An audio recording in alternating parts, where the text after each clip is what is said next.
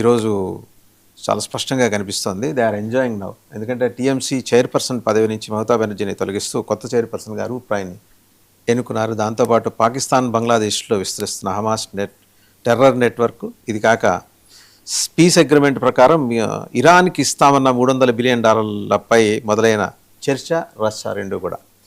So ముందుగా TMC chairperson పదవి నుంచి మమతా బెనర్జీని తొలగించడం, ముందరేమో గౌరవ అధ్యక్షురాలు అన్నారు, అంతన్నారు ఇంతన్నారు, తీరా మోసి నువ్వు మాకు అక్కర్లేదని పంపించేశారు. సో మమతా బెనర్జీ పరిస్థితి చాలా దారుణంగా తయారైపోయింది. ఇప్పుడు రీసెంట్ గా వచ్చిన మీరు ఇందాక చెప్పిన లెక్క ప్రకారం Ritabrata Banerjee actually LOP leader, వాళ్ళ అపోజిషన్ లీడర్ గా ఎన్నిక అయ్యే విషయంలో అసెంబ్లీలో అపోజిషన్ లీడర్ గా అంతకుముందు సుఖోయ్ రాయ్ను ఒకరిని పెట్టారు. యాక్చువల్లీ ఆయన అవసరం లేదు, నేనే ఉంటాను అని చెప్పేసి రితబ్రత బెనర్జీ రావడము, దానికి ఆమె అంగీకరించకపోవడము, రితబ్రత బెనర్జీ 61 మంది ఎమ్మెల్యేని తీసుకెళ్లి స్పీకర్ కి లేఖ ఇవ్వడము, రితబ్రత బెనర్జీ ఇప్పుడు అపోజిషన్ లీడర్ అయిపోయాడు. అంటే మమతా బెనర్జీ నియమించిన అపోజిషన్ లీడర్ స్థానంలో రితబ్రత బెనర్జీ వచ్చారు. అక్కడి వరకు అయిపోయింది. పార్లమెంట్కి వస్తే లోక్సభలో పరిస్థితి ఏంటి అని చూసే పరిస్థితికి వస్తే లోక్సభలో 20 మంది ఎంపీలు కలిసి పోయి ఒక పార్టీలో జాయిన్ అయ్యారు. వాళ్ళు ఇండియాకి మద్దతు పలుకుతున్నామని చెప్పారు. ఇప్పుడు లోక్సభ పరిస్థితి అయిపోయింది. రాజ్యసభలో ఉన్నటువంటి నాయకులు కూడా రాజీనామాలు చేస్తున్నారు. సో ఇవాళ పోనీ మమతా బెనర్జీ పోనీ ఏమైనా కానీ ఇవాళ టీఎంసీ అధినేత్రి అనే ఒక హోదా ఉంటుంది ఆమెకి. టీఎంసీ వ్యవస్థాపకురాలుగా, టీఎంసీ అధ్యక్షురాలుగా, వాళ్ళు చైర్పర్సన్ అంటారు ఆ పర్టికులర్ పార్టీకి సంబంధించి. చైర్పర్సన్ గా ఆమెకు పేరుంది. ఇవాళ టీఎంసీ చైర్పర్సన్ హోదా కూడా పోయింది. ఎలాగా అనంటే ఈ రెబల్ ఎమ్మెల్యేలు అందరూ కలిసి ఒక హోటల్లో ఒక దగ్గర సమావేశమయ్యారు. అందులో ఎవరెవరంటే అరూప్ రాయ్, ఫిర్హాద్ హకీం ఎవరంటే కోల్కతా మేయర్ రాజీనామా చేశాడు. ఫిర్హాద్ హకీం, అరూప్ బిస్వాస్, జావేద్ ఖాన్, సందీపన్ సాహా, అసీం బోస్, జూయి బిస్వాస్, తారక్ సింగ్, వీళ్ళందరూ చాలా సీనియర్ లీడర్, టీఎంసీలో చాలా సీనియర్ లీడర్లు, మొదటి నుంచి మమతా బెనర్జీకి వెన్నుదన్నుగా ఉన్నవాళ్ళు. అండ్ అభిషేక్ బెనర్జీ బాధితుడు. సో అభిషేక్ బెనర్జీ బాధిత వర్గం అనమాట ఒక రకంగా చెప్పాలంటే. సో అభిషేక్ బెనర్జీ వైపే మమతా బెనర్జీ మొగ్గు చూపడంతో వీళ్ళందరూ కూడా సొంత కుంపటి పెట్టుకున్నారు. ఆ కుంపట్లో ఇప్పుడు లాస్ట్ కి మమతా బెనర్జీనే చైర్పర్సన్ హోదా నుంచి తొలగిస్తున్నట్టుగా నిర్ణయం తీసుకున్నారు. సీనియర్ లీడర్ అయిన అరూప్ రాయ్ ని ఇవాళ చైర్పర్సన్ గా నియమిస్తున్నట్టుగా ప్రకటించేశారు. అంటే ఇప్పుడు ఆల్మోస్ట్ టీఎంసీ చేజారిపోయినట్టుగానే భావించాలి మమతా బెనర్జీ చేతుల్లో నుంచి. సరే, దీనికి లీగాలిటీస్ ఏముంటాయి, వాళ్ళ అంటే లీగల్ గా ఫౌండర్ కి ఏ స్థానం ఉంటుంది, కోర్టులో డిసైడ్ చేస్తాయి అవన్నీ, ఇవి ఎవరికి చెందుతాయి, కోర్టులో ఛాలెంజ్ చేస్తారు. ఇంకోటి చూసారా, మొన్న అవుట్ ఆఫ్ హెచ్డిఎఫ్సి బ్యాంక్ లో 400 crores మళ్ళీ అవును అబేయన్స్ లో పెట్టేశారు. అవును. సో అంటే బేసికల్ అంటే అబేయన్స్ లో ఉంటాయి ఇప్పుడు ఎవరికి ఇవ్వాలి డబ్బులు? అవుట్ ఆఫ్ 2000 crores 400 crores అబేయన్స్ లో పెట్టింది బ్యాంక్. కరెక్ట్. సో ఇప్పుడు అంటే ఇక్కడ సమస్య ఏంటంటే ఒకవైపు రాజకీయంగా పని అయిపోయింది. రాజకీయంగా మమతా బెనర్జీకి ఏ పోస్టు పెట్టకపోవడము, ఆమె తీసుకునే నిర్ణయాలను అమలు పరచకపోవడము ఒక తరహా ఫెయిల్యూర్. రెండోది ఇప్పుడు ఏం ఆలోచిస్తారంటే అసెట్స్ ఆఫ్ టీఎంసీకి ఉన్నటువంటి అసెట్స్ ఏమేమి ఉన్నాయో, భవనానికి ఎవరికి ఆ హక్కు వస్తుంది, లేదా పర్టికులర్ దానికి వాళ్ళకి వచ్చినటువంటి ఎలక్ట్రల్ ఫండ్స్ ఉంటాయి కదా, పార్టీ ఫండ్ వస్తుంది, చాలా కొన్ని కోట్ల రూపాయల ఫండ్స్ వసూలు చేసి పెట్టుకున్నారు, 2000 కోట్ల దాకా. ఇప్పుడు ఆ డబ్బులన్నీ ఎవరికి వెళ్తాయి? 2000 కోట్లు వాళ్ళ. ఇప్పుడు ఈ ఎమ్మెల్యేలు వీళ్ళందరికీ ఆలోచిస్తే, ఎమ్మెల్యేలు, ఎంపీలు, whoever it may be, stake holders గా ఉన్నవాళ్ళు వీళ్ళందరూ 2000 కోట్ల రూపాయల ఆస్తికి వారసులు. వీళ్ళంతా అలా ఆలోచిస్తారు లిటరల్లీ మాట్లాడితే. రేపు పొద్దున పార్టీ ఫండ్ కావాలి. సింపుల్, వాళ్ళకి ఇంట్లోకి డబ్బులు పోకపోవచ్చు, కానీ ఎలక్షన్స్ గెలవాలి అంటే ఒకవేళ నిజంగానే వీళ్ళందరూ రాజీనామాలు చేసి మళ్ళీ ఎలక్షన్స్ లో గెలవాలనుకున్నా రాబోయే రోజుల్లో పొద్దున పార్టీ ఫండ్ కి అయితే కుదవలేదు కదా. సో అందుకే మమతా బెనర్జీని పూర్తిగా అవుట్ చేసేస్తున్నారు. మమతా బెనర్జీ, అభిషేక్ బెనర్జీ అక్రమ దందాలు చేసి, దౌర్జన్యాలు చేసి, డబ్బుల్ని తీసుకొచ్చి వాటన్నిటిని పార్టీ ఫండ్ పేరిట తీసుకొచ్చుకున్నటువంటి డబ్బులంతా కూడా ఇవాళ ఫ్రీజ్ అవుతున్న పరిస్థితి. అది కూడా మమతా బెనర్జీకి దక్కకుండా పోతున్నటువంటి పరిస్థితి. ఒక్క ప్రశాంత్ కిషోర్కే 100 కోట్లు ఇచ్చారండి. 500 నుంచి 600 కోట్ల రూపాయలు ఓన్లీ డీల్ అంట. ఒక ప్రశాంత్ కిషోర్ ఐపాక్ తోటి వీళ్ళు చేసుకున్న ఒప్పందానికి. సో ఇప్పుడు ఒక్క ఐపాక్కే వాళ్ళు డబ్బులు ఇచ్చారు అంటే ఏ రేంజ్ లో డబ్బులు సంపాదించుంటారు. సో ఇవన్నీ పోయినాయి. ఇప్పుడు ఇంకొక సీరియస్ అంశం ఏంటి అని అంటే మమతా బెనర్జీ ఇప్పుడు కోర్టుకు వెళ్తోంది, ఇది హక్కు నాదే అంటోంది. లేకపోతే ఇవన్నీ పక్కన పెడితే మమతా బెనర్జీకి ఇప్పుడు ఉన్న ఆప్షన్ క్లియర్ గా చెప్పాలి అని అంటే, మమతా ఒకవేళ టీఎంసీ మీద ఆమె హక్కుల్ని కోల్పోతే టీఎంసీని వదిలేసి పోయి కాంగ్రెస్ లో జాయిన్ కావడం, అదొక్కటే ఆప్షన్. ఆల్రెడీ దాని మీద చర్చలు జరుగుతున్నాయి. టీఎంసీ అధినేత్రిగా పేరున్నటువంటి మమతా బెనర్జీ ఆ పదవిని కోల్పోయిన తర్వాత ఇప్పుడు ఆమెకున్న ఆప్షన్ ఏంటి అంటే మమతా బెనర్జీ పోయి సోనియా గాంధీని రాహుల్ గాంధీని ఆల్రెడీ కలిశారు. అండ్ వైస్ ప్రెసిడెంట్ హోదా ఇవ్వడానికి కాంగ్రెస్ అంగీకరించినట్టుగా ఒక సమాచారము. అండ్ అభిషేక్ బెనర్జీకి నేషనల్ జనరల్ సెక్రటరీ పదవి ఇవ్వడానికి కూడా కాంగ్రెస్ పార్టీ అంగీకరించింది అనే ఒక సమాచారం. సో ఇప్పుడు మమతా బెనర్జీ ఇవాళ బయట రోడ్ల మీదకి వచ్చి ఏదైనా ఉద్యమాలు నిర్మించాలన్నా, ప్రభుత్వ వ్యతిరేక కార్యక్రమాల్లో పాల్గొనాలన్నా, ఏదైనా చేయాలన్నా గానీ ఆమెకి వాళ్ళ క్యాడర్ లేని పరిస్థితి.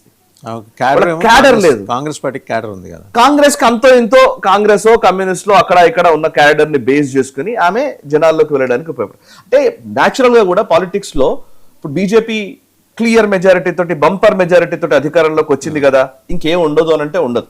వాక్యూమ్ ఎప్పుడు ఉండదు. ఎవరో ఒకరు దాన్ని తీసుకుంటారు, భర్తీ చేస్తూ ఉంటారు. బేసికలీ బీజేపీ ఉంది అని అంటే బీజేపీకి వ్యతిరేకమైనటువంటి ఒక వర్గం కూడా ఉంటది. ఆ వ్యతిరేక వర్గంని ఎవరు క్యాప్చర్ చేసుకుంటారు, ఎవరు దాన్ని లీడ్ చేస్తారు, ఎవరు ఆ వ్యతిరేకతని సొమ్ము చేసుకుంటారు అనేది రాబోయే రోజుల్లో తేలుతుంది. అందుకే ఇప్పుడు అక్కడ కాంపిటీషన్ ఎవరి మధ్య అంటే సిపిఎం ఉండేది, అటు కాంగ్రెస్, ఇటు టీఎంసీ ఉంటే, టీఎంసీ కనుక ఒకవేళ అవుట్ అయిపోతే, ఒకవేళ మమతా బెనర్జీ కనుక ఈ టీఎంసీ పార్టీని వీళ్ళకి అప్పచెప్పేస్తే, సరే వీళ్ళు ఎన్ని రోజులు ఉంటారో మనకు తెలియదు. బికాస్ ఎందుకంటే ఇంతకుముందు మనం చూసాం చాలా సందర్భాల్లో, ఈవెన్ సిండికేట్ రాజకీయాలు, ఈవెన్ ఇందిరాగాంధీ పీరియడ్ దగ్గర నుంచి చాలా రాజకీయాలు మనం చూస్తూ వచ్చాం. ఏదో ఒక రెబెల్ ఫ్యాక్షన్ వెళ్ళి ఉన్నంత మాత్రాన రెబెల్ ఫ్యాక్షన్ వైపు ప్రజలు ఉంటారనే దాఖలాలు కూడా లేవు. రెబెల్ ఫ్యాక్షన్ ఈ రోజు ఉన్న పరిస్థితుల్లో 2026 నుంచి 31 వరకు కొంత కంటిన్యూ అవుతారేమో. ఈ 5 ఏళ్ల కాలంలో వీళ్ళు కంటిన్యూ అవ్వడానికి ఆస్కారం ఉంటుందేమో, యాజ్ ఎమ్మెల్యే కొనసాగుతారేమో. బట్ నిజంగా అధికార పార్టీకి ఛాలెంజ్ చేసే స్థాయికి ఈ rebel what ever the TMC existing, ఇప్పుడున్న టీఎంసీ ఏదైతే రెబెల్ గ్రూప్ తోటి ఉందో, ఇది ఛాలెంజ్ చేయగలదా అనంటే కష్టమే.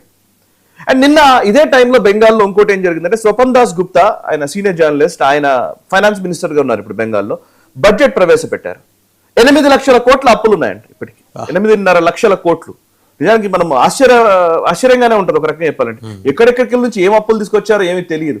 ఒక రకంగా చెప్పాలంటే చాలా దారుణమైన స్థితిగతులు ఉన్నాయని ఆ బడ్జెట్ ప్రసంగంలో ఆయన చెప్పారు. ఆ డీటెయిల్స్ తర్వాత మనం మాట్లాడొచ్చు కానీ, బట్ బెంగాల్ని పూర్తిగా నాశనం చేసినటువంటి వ్యక్తి వాళ్ళ తన రాజకీయ ప్రస్థానమే ముగించుకునే స్థాయికి ఈ రోజు పరిస్థితులు వచ్చాయి అని అంటే చూడండి. బండ్లు ఓడలగును, ఓడలు బండ్లగును అని సామెత ఊరికే చెప్పలేదు పెద్దవాళ్ళు. మమతా బెనర్జీ వాళ్ళ దిక్కుతోచని స్థితిలో ఉన్నారు. సో ఆమె పైన నిజంగా చెప్పాలంటే ఒక ఐరనీ, ఒక బాధాకరమైన ట్రాజెడీ విషయం ఏంటి అని అంటే, మమతా బెనర్జీ మీద ఎవరికి కూడా జాలి కలగట్లే. మమతా నిజంగా ఇవాళ చూస్తే ఒక రాజకీయ పార్టీ ఇంతగా దీన స్థితిలోకి వెళుతూ ఉంటే జాలి కలగట్లే ఎవరికి. ఈవెన్ శివసేన విషయంలో అదే పరిస్థితి కనబడుతుంది. మీరు అబ్జర్వ్ చేయండి. వాళ్ళు ఒక 6 ఎంపీలు వెళ్ళిపోయారు. కొట్టానంటున్నాడు ఎవరు, షిండే 6 కొట్టానని చెప్తున్నాడు.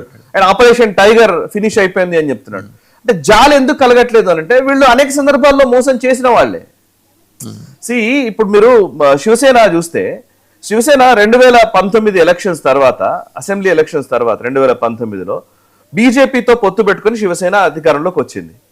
శివసేన అధికారంలోకి రావడానికి బీజేపీ, అప్పుడు ముఖ్యమంత్రిగా దేవేంద్ర ఫడ్నవీస్ ఉన్నారు, దేవేంద్ర ఫడ్నవీసే ముఖ్యమంత్రి అని ఎన్నికల ప్రచారంలో చెప్పారు. ప్రీపోల్ అలయన్స్, శివసేన బీజేపీ కలిసి అలయన్స్ లో వెళ్ళాయి. సడన్ గా అయిపోయి నిజంగానే ఎక్కువ సీట్లు వచ్చాయి, సింగిల్ లార్జెస్ట్ పార్టీగా శివసేన నిలిచింది అంటే లేదు. అంటే 100 సీట్లు ఏమో 120 సీట్లలో పోటీ చేస్తే 50 సీట్లు 52 సీట్లు గెలిచింది. బట్ అదే స్ట్రైక్ రేట్ 50% శివసేనది. అట్ బీజేపీ మాత్రం 80% స్ట్రైక్ రేట్ తో గెలిచింది, సింగిల్ లార్జెస్ట్ పార్టీగా ఉంది. కానీ ముఖ్యమంత్రి పదవి కోసం ఇదే ఉద్ధవ్ ఠాక్రే బీజేపీని వదిలేసి కాంగ్రెస్ తో కలిసి వెళ్ళారు. బాల్ ఠాక్రే స్ఫూర్తికి విఘాతం కలిగించి వెళ్ళారు. వ్యూహాత్మక తప్పిదానికి పాల్పడ్డారు. వ్యూహాత్మక తప్పిదం అది చూడండి. ఇప్పుడు వాళ్ళు ఎక్కడికి వచ్చింది అని అంటే, అందుకే అర్నబ్ గోస్వామి లాంటి వాళ్ళైతే ఉద్ధవ్ ఠాక్రే పాపాలు అని ఒక పెద్ద సిరీసే చెప్పారు ఆయన.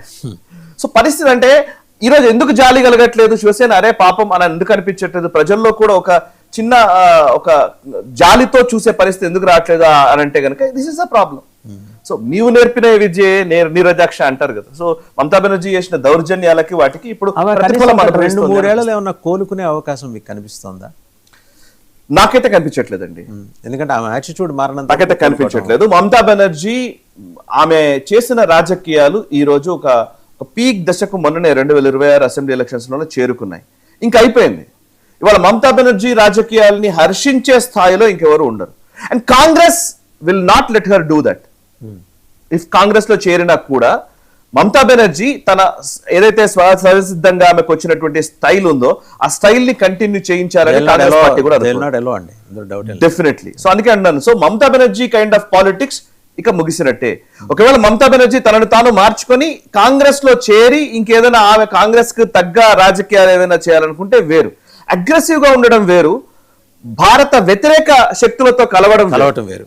సో అది చాలా డిఫరెన్స్ ఉంది. ఇప్పుడు దేశంలోని చాలా రాష్ట్రాల్లో అగ్రెసివ్ లీడర్స్ ఉన్నారు, కానీ దేశ వ్యతిరేకంగా ఏ పార్టీలో వాళ్ళు చేయలేదు. వాళ్ళని ప్రజలు తిరస్కరిస్తారు, లేదు. ఏ రాష్ట్రంలో కూడా చేసినట్టు ఎవరు చేయలేదు. కశ్మీర్ లో మాట్లాడలేకపోతున్నారండి. ఒక్కోసారి కశ్మీర్ లో ఒక్కోసారి అడపాదడపా ఒక్కోసారి 2 సార్లు మాట్లాడతారు, కానీ అంత పూర్తి లైన్ ఏం తీసుకో. మహబూబా ముఫ్తీ కూడా ఇలా మాట్లాడలేదు. ఇప్పుడు ఎంఐఎం ఓవైసీ మాట్లాడలేదు అసలు.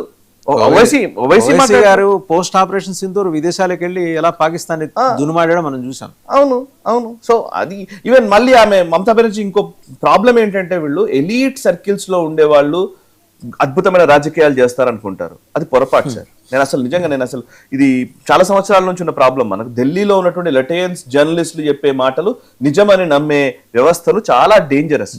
ఫర్ ఎగ్జాంపుల్ మీరు యోగేంద్ర యాదవ్ ఆయన ఉన్నాడు కదా, సెఫాలజిస్ట్ పేరుతో మాట్లాడుతూ ఉంటాడు. యాప్ లో ఉండేది ఇంతకుముందు.